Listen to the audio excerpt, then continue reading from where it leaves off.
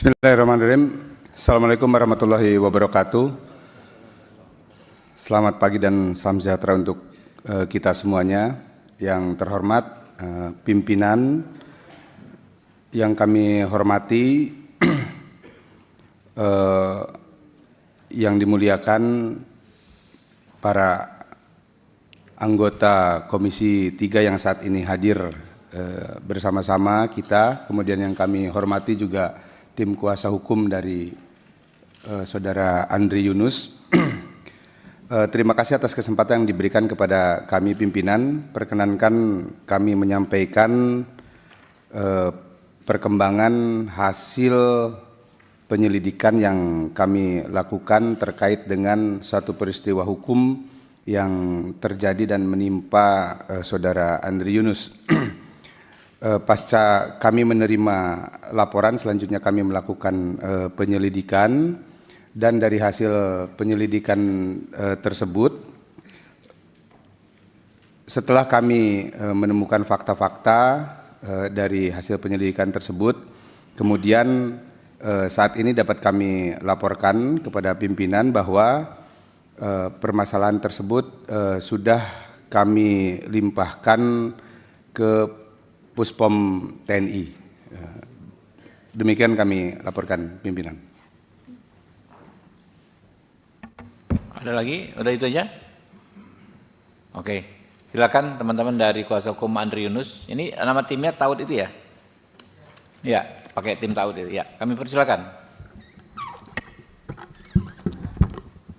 Selamat pagi, terima kasih atas kesempatannya Bapak Pimpinan, Pak Habib, dan jajaran Komisi 3 DPR, juga jajaran Polda Metro, serta teman-teman dari masyarakat sipil yang bergabung dalam tim advokasi untuk demokrasi.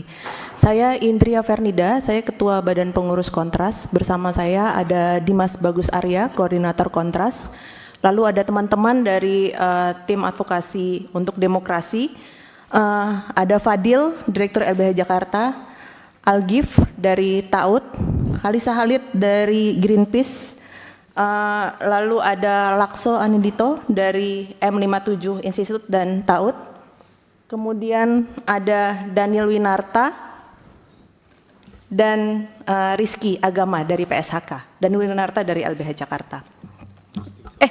Dan Mbak Nurina dari Amnesty. Oh maaf, Mbak Nurina dari Amnesty. Pertama-tama terima kasih atas kesempatannya. Kami dari masyarakat sipil mengapresiasi penuh atas respon tanggap dan cepat dari Komisi 3 DPR. Ini adalah pertemuan yang sudah dilakukan ketiga kali seperti Pak Habib tadi sampaikan, dan kami mengapresiasi proses itu. Tentu saja sebagai dalam fungsi DPR untuk melakukan pengawasan terhadap proses penegakan hukum, ini adalah langkah yang patut diapresiasi.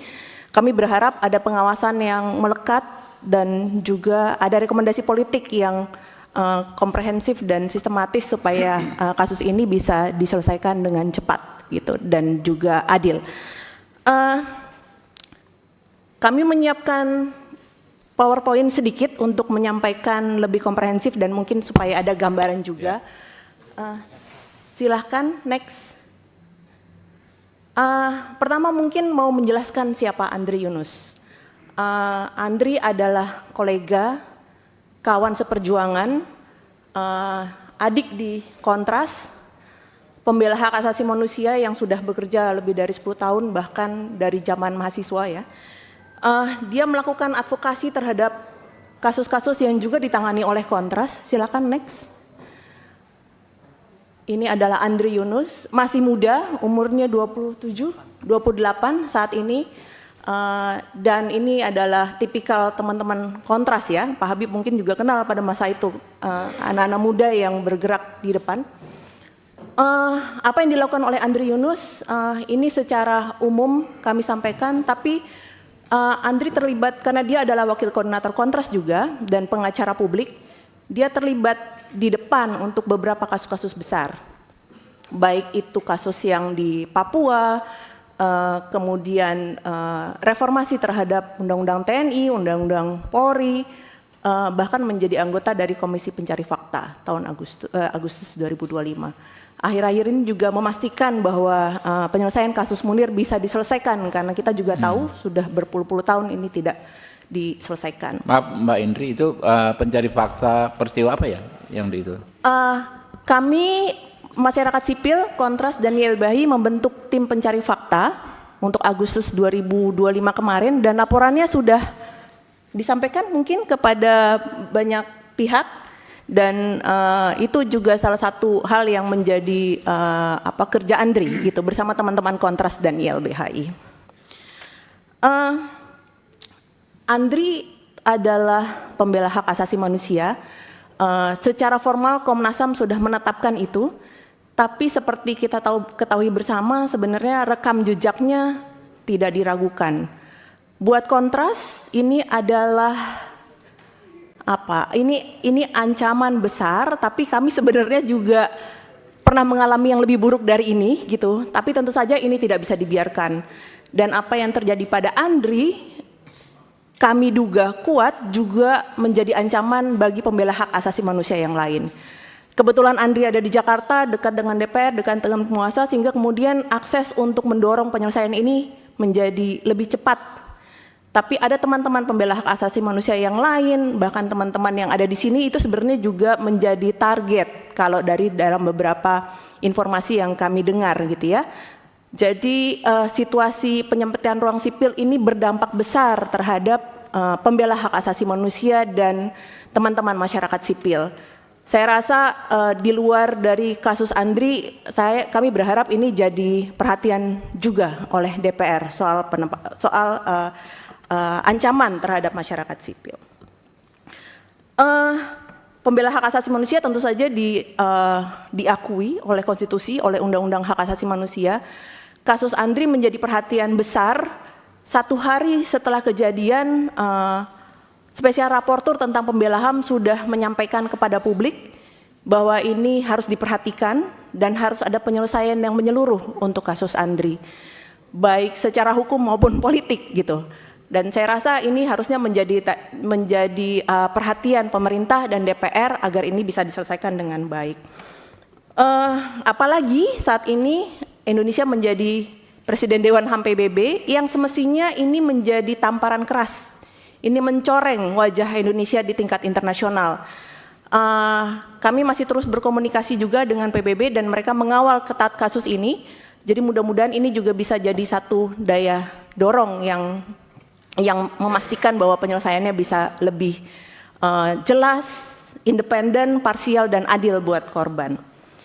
Terakhir saya mau sampaikan kondisi Andri, sudah lebih dari 2 minggu, kondisinya masih di high care unit, perawatannya melekat dan intensif untuk mata dan luka bakar, tidak bisa dijenguk oleh siapapun kecuali keluarga dan Dimas, karena juga kekhawatiran untuk atas infeksi dan hal yang lainnya.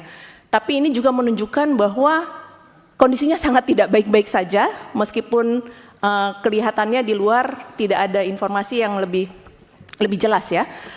Dan kami masih melihat bahwa situasi ini menjadi perhatian dari negara. LPSK secara khusus mendampingi sejak awal dan memastikan biaya perawatan dan pendampingan bagi Andri dan keluarganya. Saya rasa itu perkembangan awal dari Andri. Saya mau minta tolong Dimas untuk menyampaikan temuan dari TAUD dan apa yang mau kita sampaikan kepada Komisi 3 DPR. Terima kasih pimpinan sebelum Komisi. ke Bro Dimas sedikit ya, saya tanggapan. Yang pertama, ini mumpung ada Pak Iman, Polda Metro terkait kesimpulan rapat Komisi 3 ada 2 yang kemarin itu kan. Seingat saya nanti dicek pasti ada soal perlindungan terhadap Andri Yunus, keluarganya, organisasinya atau pihak-pihak yang terkait. Itu minta tolong ditindaklanjuti Pak, koordinasi dengan LPSK ya. Apakah perlu pengawalan fisik di kantor teman-teman ini ya, di keluarganya itu tolong ditindaklanjuti. Saya ingat dulu kan pernah zaman Pak Ori Rahman ya, ingat ya Indri ya, ada di demo di ini segala macam dilempar. Nah maksud saya ini kan belum selesai masalahnya ya, perlindungan itu dimaksimalkan Pak. Ya, nanti koordinasi dengan Pak Kapolda ya, minta tolong dengan LPSK, sampaikan itu kesimpulan Komisi 3 yang mengikat. Yang kedua terkait tadi apa namanya biaya perawatan kesehatan dan pemulihan yang terbaik, Mbak Henry ya kan, kita juga sudah koordinasi dengan LPSK, apa kesulitannya terkait anggaran ya kan ya. Kemarin kita sudah yang saya dengar ya sudah ada progres di LPSK, kalau nggak salah ada bintang yang sudah dihilangkan ya, bintang di anggaran itu ya kan ya, sehingga seharusnya tidak ada kesulitan mendapatkan perawatan yang terbaik ya. Jadi kan kalau dulu kalau nggak salah standarnya apa sih, kalau ada kayak kelas-kelasnya gitu kan ya, ya ini harus yang terbaik karena ini memang concern kita sejak awal. Mungkin itu dulu ya, silakan Pak Bro Dimas.